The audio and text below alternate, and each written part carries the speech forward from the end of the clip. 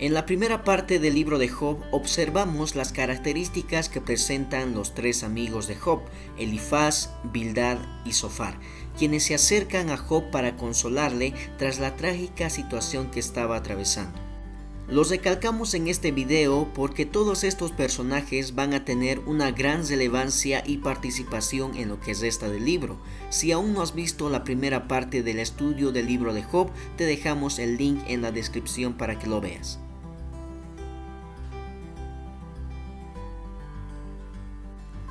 Lo sobresaliente en los próximos capítulos tiene que ver con los discursos que exponen tanto Job como cada uno de sus amigos.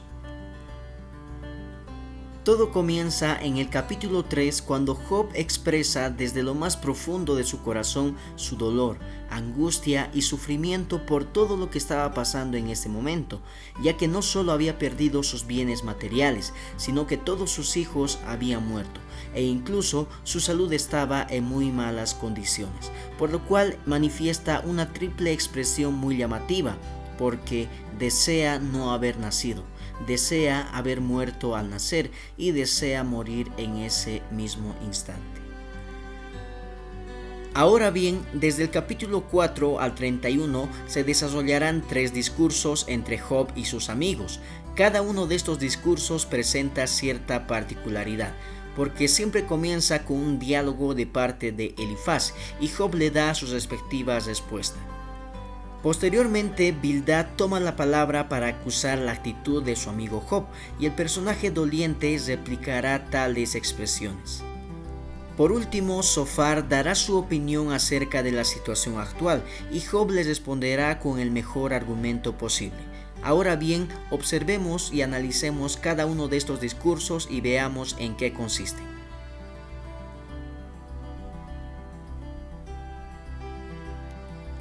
El primer discurso comprende los capítulos 4 al 14 y como dijimos anteriormente es Elifaz quien comienza su diálogo, el cual consiste en reprocharle a Job que no debía justificarse a sí mismo, ya que en su dolor Job había manifestado que siempre había caminado de manera justa y que no debía ser merecedor de la situación que estaba atravesando.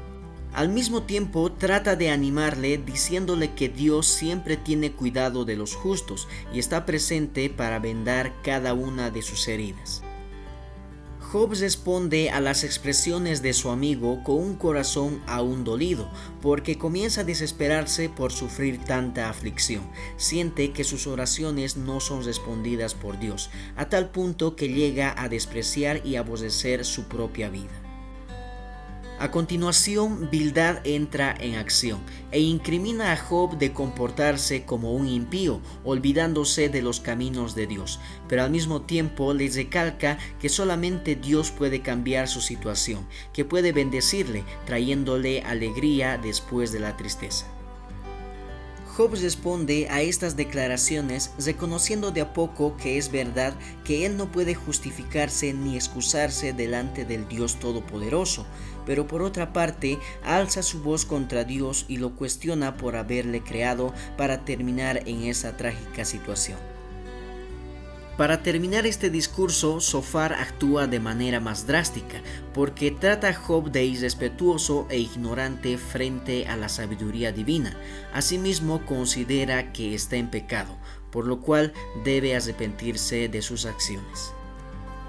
Como en los anteriores casos, Job les responde a su amigo, reconociendo que la sabiduría, el poder, el consejo y la inteligencia únicamente le pertenecen a Dios, y culmina el primer discurso reprochando el consejo y la actitud que tenían sus amigos contra él, ya que solamente estaban agrandando la situación más y más.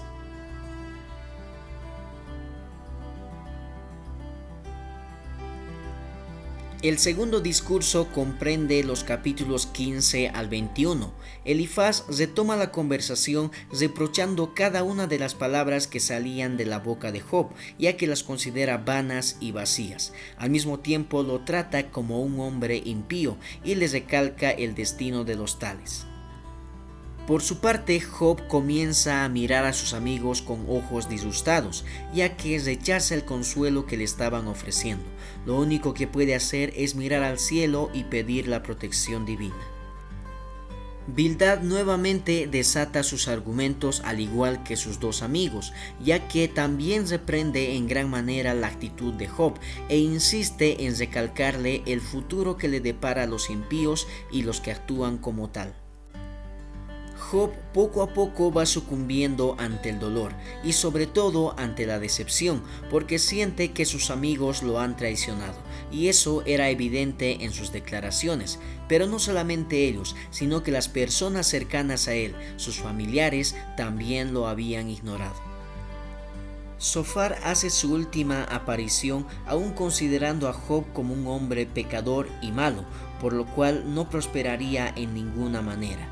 Lo único que le espera es recibir el castigo divino. Job termina el segundo discurso cuestionando y preguntándose por qué el hombre impío se fortalece y se enriquece más que el justo. Él trata de recibir una respuesta, pero al mismo tiempo reconoce que el impío actúa de manera rebelde contra Dios y su prosperidad no durará mucho.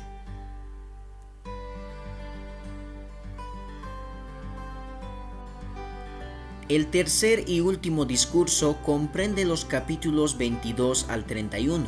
Elifaz expresa sus últimas palabras llegando a la conclusión de que los pecados de Job son muy grandes y que sus maldades no tienen fin, por lo cual le aconseja que se reconcilie con Dios. Mientras tanto, el abatido Job reconoce que solo en Dios está su esperanza y que solamente en Él puede confiar, pero aún así en su desesperación cree que sus oraciones no son respondidas. Bildad también declara su último diálogo, insistiendo que Job no debía seguir justificándose, ya que como ser humano también tiene errores. Es por eso que el hombre llega a ser considerado como un gusano frente a un Dios perfecto. Por su parte, Job no toma con buenos ojos las palabras de Bildad, por lo cual reprocha su actitud, y a través de un hermoso poema acerca de la sabiduría, reconoce que Dios es la fuente y el dador de la misma. Por alguna razón, Zofar ya no participa en este último discurso, por lo tanto, Job culmina recordando su vida antes de la tragedia. Al mismo tiempo, expresa el dolor y sufrimiento que está atravesando en este momento y declara abiertamente que su manera de vivir siempre fue correcta ante Dios y sus semejantes.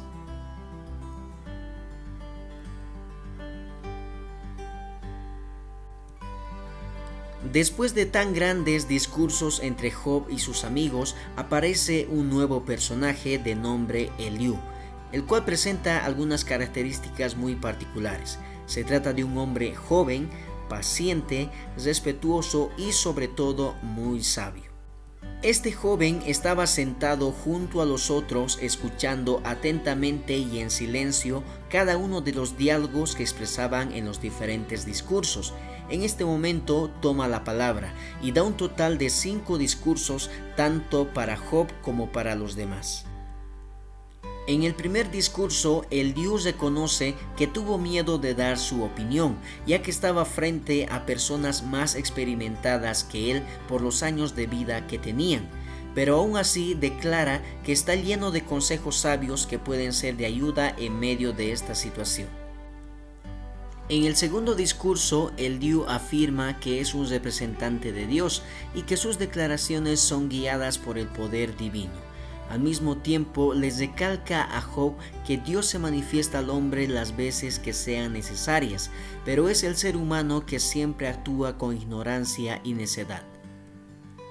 En el tercer discurso, Eliú da a conocer que Dios actúa sin preferencias, ni con unos ni con otros, sino que siempre obra con justicia. Eliú solo quiere que Job se arrepienta porque ha llegado al punto de considerarse orgullosamente perfecto y sin tacha alguna, y eso era evidente en sus anteriores declaraciones. En el cuarto discurso se pone de manifiesto la inmutabilidad de Dios frente al hombre, es decir, que Dios no cambia sus acciones por más que el hombre haga algo. Al mismo tiempo, Dios jamás responderá la oración de un hombre que actúe con soberbia y orgullo. En el quinto y último discurso, Eliú remarca la soberanía, poder y sabiduría de Dios, porque estos tres son de procedencia divina. Asimismo, el ser humano como criatura de Dios no debe creerse sabio en su propia opinión.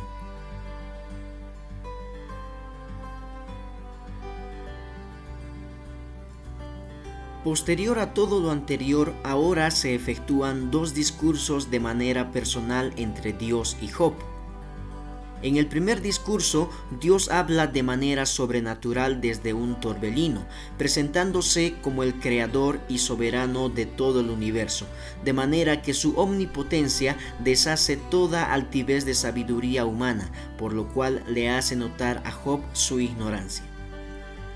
Por su parte, el abatido Job se humilla y toma una actitud de arrepentimiento, admitiendo sus errores y su ignorancia frente al accionar divino. En el segundo discurso, Dios hace notar su infinito poder y que no hay nadie como Él, por lo cual todo cuanto existe le pertenece debido a que Él es su creador. Job les responde con toda humildad, reconociendo que para Dios no hay nada imposible y que no hay pensamiento que se esconda de él.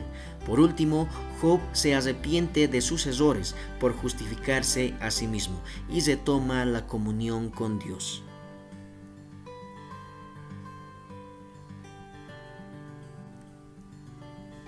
Más adelante, Dios reprende las malas palabras, consejos y actitudes de Elifaz, Bildad y Zofar contra su amigo Job, afirmando que no hablaron lo recto acerca de Dios y que dañaron mucho más la vida y estado emocional de Job.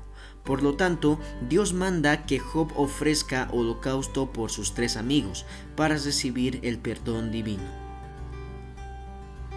El libro culmina con la restauración en la vida de Job, tanto material como físicamente, en la cual Dios quita todo el dolor, angustia y aflicción que tuvo que atravesar.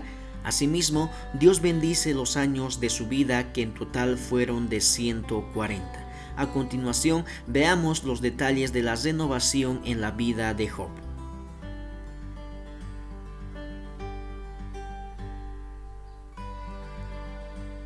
El versículo más resaltante se encuentra al final del libro: y bendijo Jehová el postrer estado de Job más que el primero. En este momento veamos la diferencia de todo lo que tenía Job, antes de la tragedia y después de la misma, ya que prácticamente al final de todo Dios le bendijo el doble por su paciencia y fidelidad. Por ejemplo, antes tenía 7,000 ovejas y después tuvo 14,000. Antes tenía 3,000 camellos y después tuvo 6,000. Antes tenía 500 yuntas de bueyes y después tuvo 1,000. Antes tenía 500 asnas y después tuvo 1,000. Antes gozaba de su familia con 7 hijos y 3 hijas, y después Dios le bendijo de igual manera. En fin, a través de este libro nos damos cuenta que a pesar de las circunstancias difíciles que atravesamos en nuestra vida, nunca debemos flaquear en nuestra fe. Permanezcamos firmes y fieles, porque Dios está con nosotros, cuidándonos y alentándonos cada día de nuestras vidas. Bendiciones.